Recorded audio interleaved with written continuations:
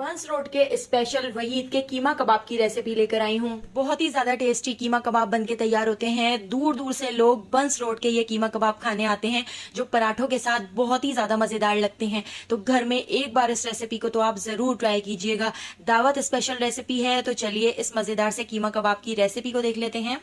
तो इस मजेदार से कीमा कबाब को बनाने के लिए सबसे पहले एक मसाला बना के तैयार कर लेते हैं। 8 से 9 साबुत लाल मिर्चें एक फ्राई पैन में ऐड कर दी हैं।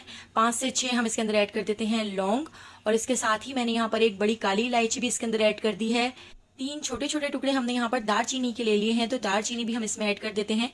3 से 4 हरी इलायची भी हमने इसके अंदर ऐड कर दी है।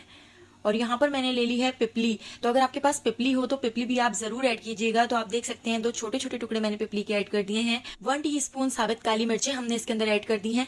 और यहाँ पर मैंने भुने हुए चने ले लिए हैं। आधा किलो कीमे के हिसाब से बना रहे हैं, तो यहाँ पर मैंने 3 टेबल स्पून भुने हुए चने भी इस फ्राई पैन के अंदर ऐड कर दिए हैं। ये मसाला बहुत ही खुशबूदार बनकर तैयार होता है, पूरे घर में इसकी खुशबू फैल जाती है। तो यहाँ पर मैंने 1 टीस्पून जीरा भी इसके साथ ही इसके अंदर ऐड कर दिया है। और यहाँ पर मैंने 2 छोटे छोटे जायफल और जवत्री के टुकड़े ले लिए हैं, तो जायफल और जवत्री भी हम इसके अंदर ऐड कर देते हैं। अब हमने इन सारी चीजों को लो फ्लेम पर 15 मिनट तक इस तरह से रोस्ट कर लेना है, तो इसके ऊपर अच्छा सा कलर आना शुरू हो जाए और बहुत ही अच्छी सी खुशबू आने लगे। तो इतनी देर देखिए हमने इसको रोस्ट कर लिया है। इन सारी चीजों का कलर भी चेंज हो चुका है, तो ये सारी चीजें अच्छी तरह से रोस्ट हो चुकी हैं। अब हम इनको पीस लेते हैं। तो मैंने यहाँ पर एक मिक्सर ग्राइंडर ले लिया है। 4 से 5 मिनट ठंडा करने के बाद मैंने ये सारी चीजें इस तरह से मिक्सर ग्राइंडर के अंदर ऐड कर दी हैं, और इनको पीस कर हम इन सारी चीजों का पाउडर बना लेते हैं।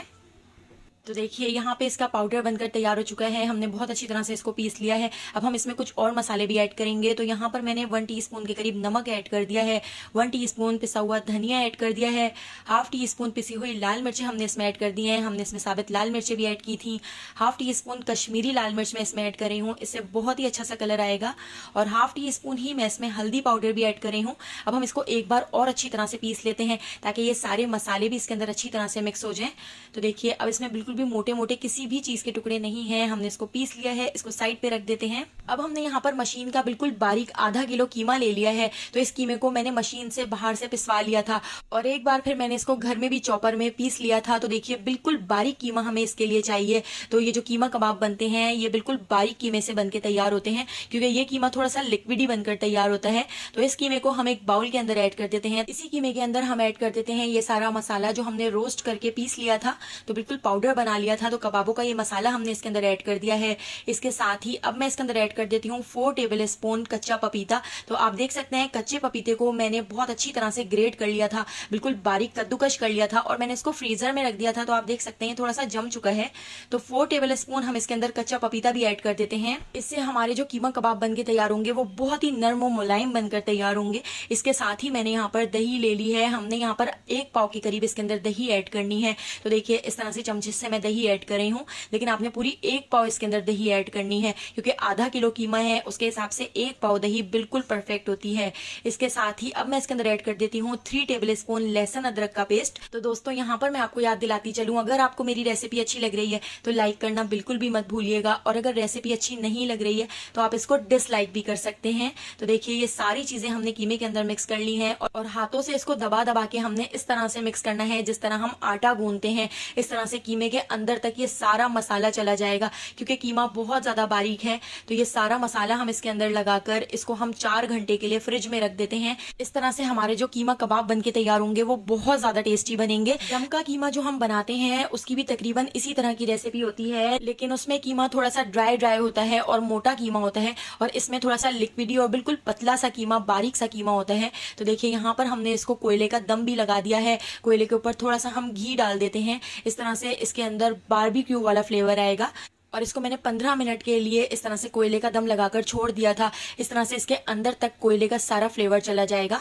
तो 4 घंटे के लिए हमने इसको फ्रिज में रख दिया था। 4 घंटे बाद अब हम इसको बना के तैयार कर लेते हैं। तो एक कढ़ाई के अंदर आधा कप से थोड़ा सा ज्यादा मैंने ऑयल ऐड किया है। इसमें ऑयल भी थोड़ा सा ज्यादा ही ऐड होता है। तो यहाँ पर 2 दरमियाने साइज की प्याज स्लाइस में कट करके हमने इस तरह से इसके अंदर ऐड कर दी है।